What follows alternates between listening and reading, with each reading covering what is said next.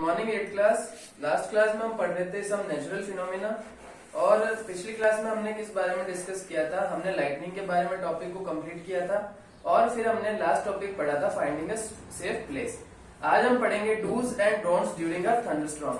तो जब थंडरस्टॉर्म आता है, बिजली का तूफान आता है, तो हमें क्या क्या चीजें करनी चाहिए और क्या चीजें हमें नहीं करनी चाहिए। तो सबसे पहले आउटसाइड, अगर आप बाहर हैं तो आपको क्या चीजें करनी है और क्या नहीं।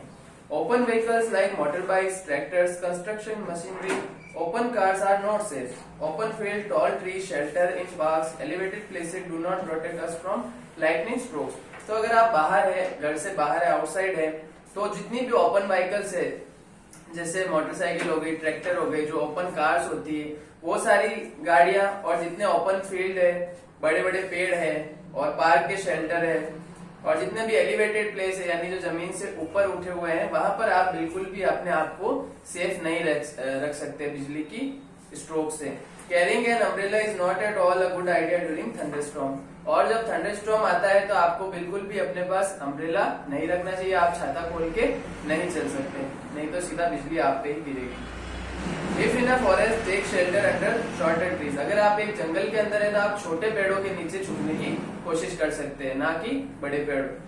If no shelter is available and you are in an open field, stay far away from all trees. Stay away from poles or other metal object. और अगर आप ऐसी जगह पर है जहाँ पर कोई भी शेल्टर नहीं है आपके पास, तो आपको जो है ट्रीज से दूर रहना है, और जितने भी पोल्स है, बिजली के खंभे हैं, और जितने भी मेटल ऑब्जेक्ट हैं, जितने भी मेटल से बने हुए ऑब्जेक्ट हैं, उनसे आपको दूर रहना है। Do not lie on the ground, instead squat low on the ground. तो आपको जो है ग्राउंड के ऊपर लेटना नहीं है, उसके बजाय आपको जो है, जैसे डायग्राम में स्क्वाट की पोजीशन दे रखी है, आपको इस तरह से बैठ जाना है। Place your hand on your knees with your head between the hands, और अपने हाथ दोनों अपने घुटनों पर रख के सर को अंदर ऐसे अपने आप बॉडी को स्क्वाट पोजीशन में लाना है।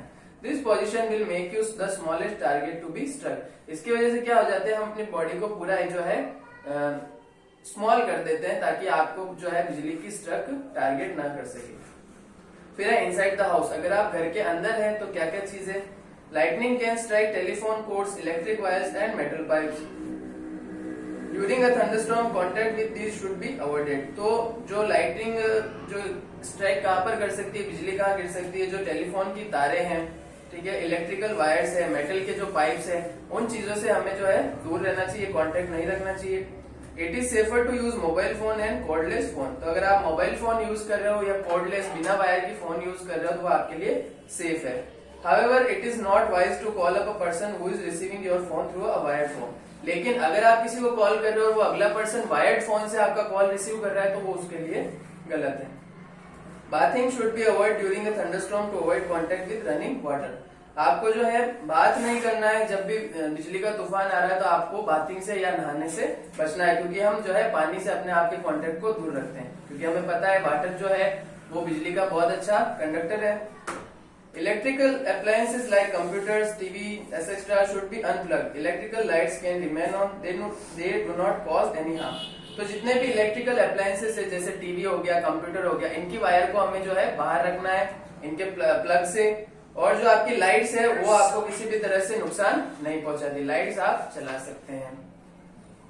फिर है लाइटनिंग कंडक्टर। कौन कौन से कंडक्टर है जो लाइट को आगे प्रोसेस बढ़ने देते हैं।